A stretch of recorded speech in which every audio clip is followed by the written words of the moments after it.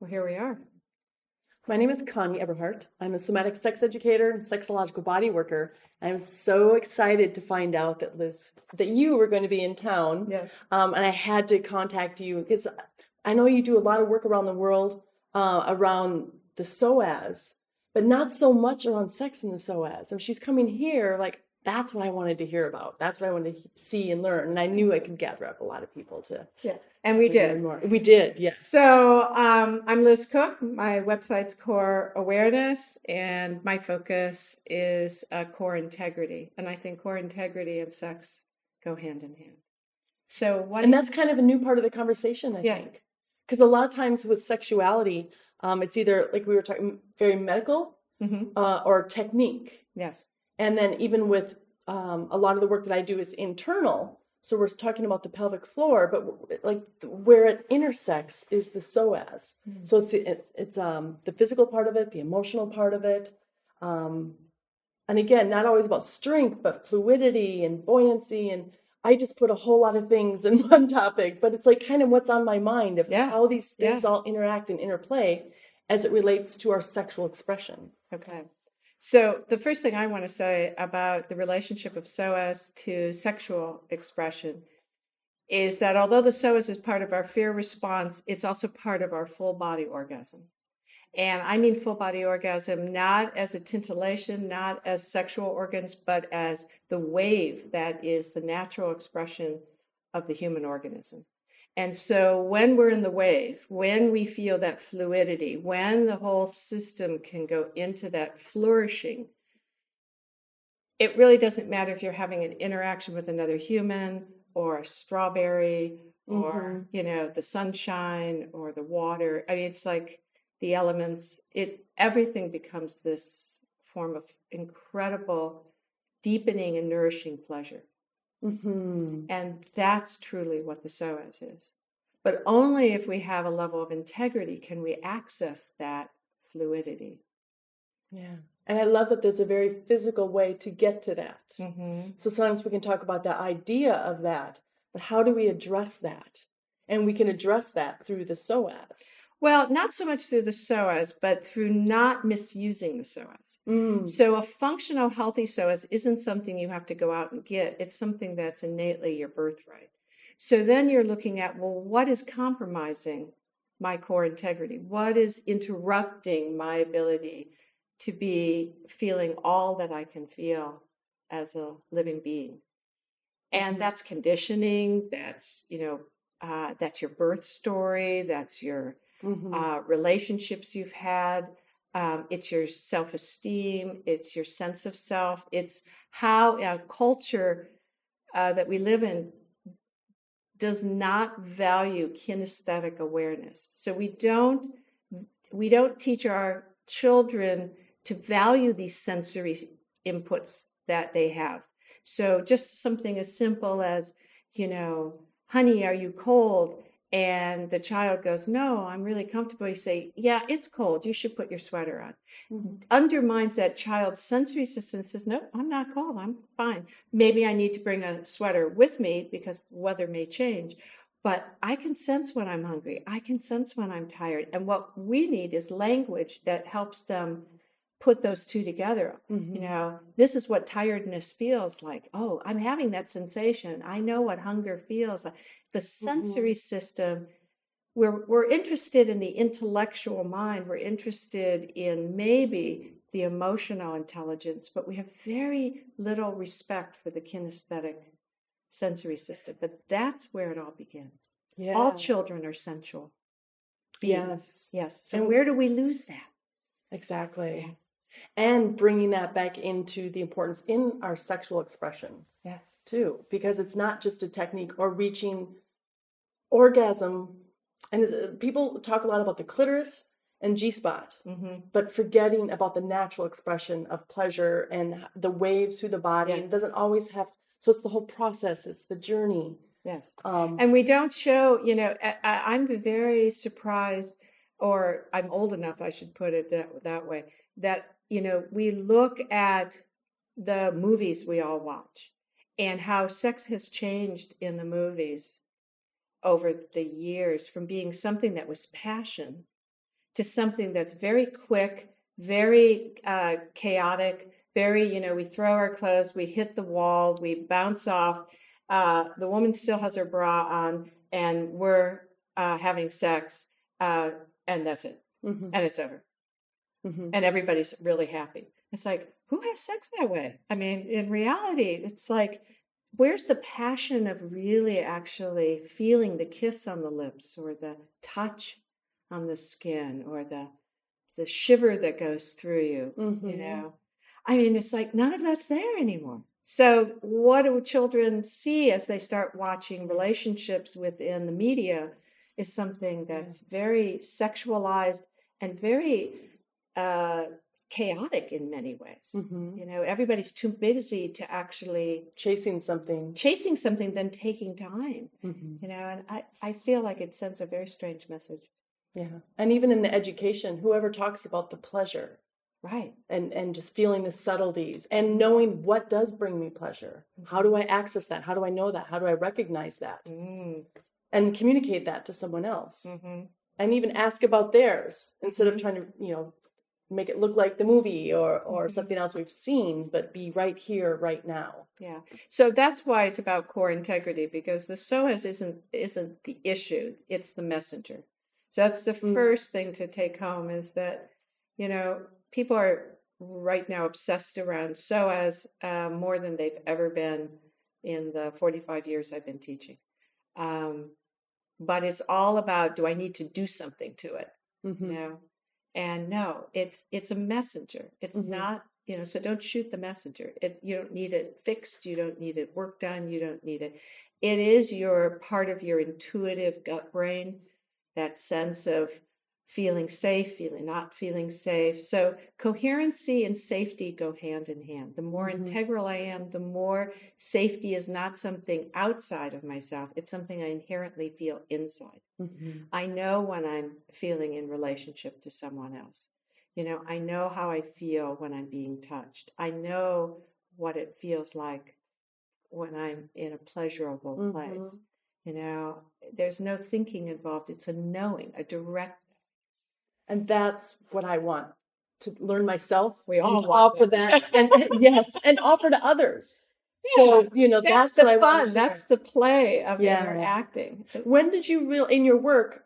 How many years you've been working? 45. 45. When did you realize that this is a topic and workshop in itself? Like, it's not just a side note, but that this could be a whole study conversation. And I was invited to teach this part in New York, and when we were trying to come up sexual health for women, but sexual health for women again is clinical, right? It's like, so Sex in the City, New York, Sex in the Psoas seem to go hand in hand. Okay, it sparks that playfulness, that out of because when that came on the media, it was very unique to see women having sexual relationships openly, and freely, and choosing who they wanted to have a sexual relationship with. So even though that seems commonplace now, at the time that Sex in the City was on TV, it was really, oh gosh, wow, look, women have sexual needs, and all of that. So I just thought that was a playful way to bring it forward. I also did the book, Maiden Mother Crone, Our Pleasure Yes, Planet. I love this book. Yeah. Great book. Yeah. And with two other women, and I'm the crone in it. And I encourage these women to write down the things that they found most pleasurable, not going into what works, what doesn't work, but what did you as a human being, what is your playlist? And at that time, people were making playlists. And I said, let's make a playlist.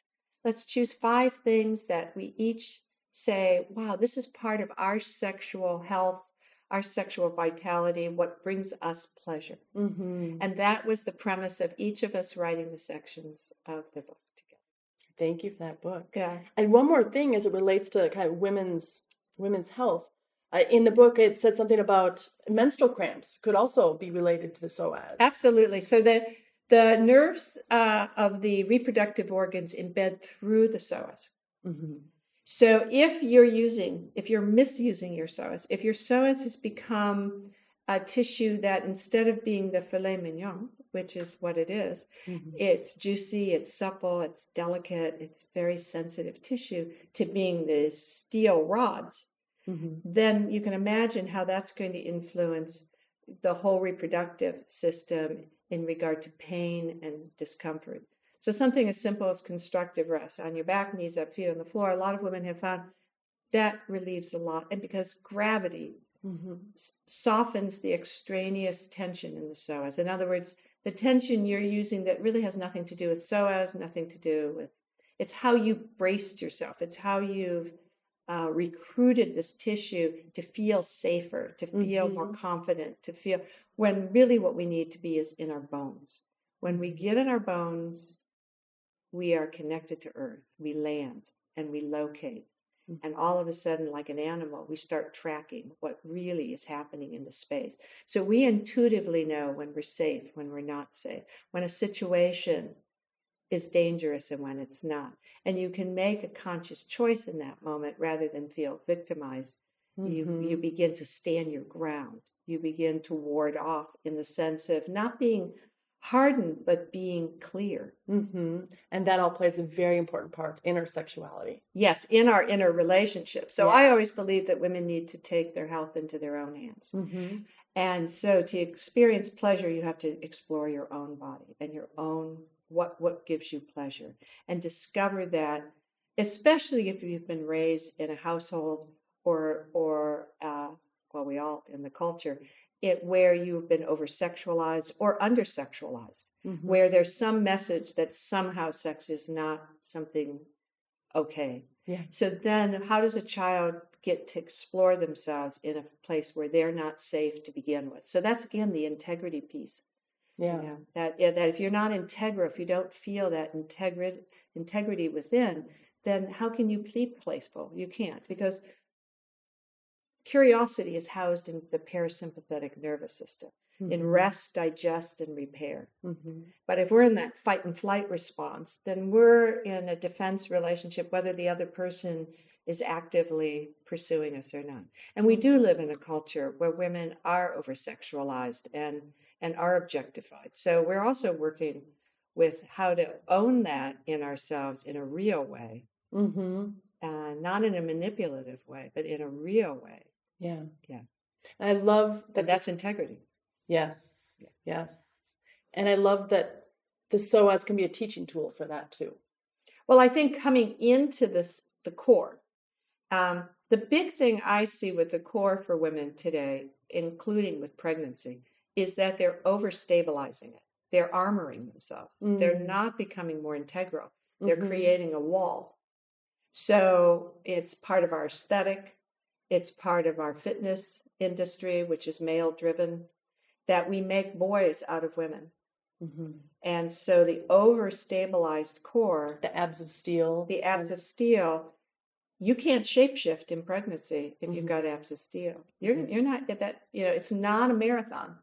It's a shape-shifting, softening, going into a totally different world than our cultural world to give birth. And so women are struggling with that because they've overextended the pelvis. They've created a floor. We don't have any floors. We have no roofs, no floors. We have diaphragms, and they're responsive. So when we make our pelvic diaphragm like a floor, this is a floor. It's hard. It's rigid. The tissue is too dense. There's no receptivity. So nothing can move, So that's what I'm seeing in the younger generation. Is an overstabilization. And that's part of engaging that, trying to find their power, to speak their truth, is not about not engaging the psoas. It's about finding their bones, finding their rightfulness to be here on earth, to claim that, to own their power through their literal bones. So I work a lot with proprioception, because proprioception is how we get into, and that's what the psoas is messaging. It's telling us a lot about, are we actually here in this moment, in this room, or not? And it's a tricky business, proprioception. It can get disrupted anywhere from your birth experience and how you landed and how you were cared for and the co-regulation or not from your own mother and father. These are levels of how the nervous system is expressing itself.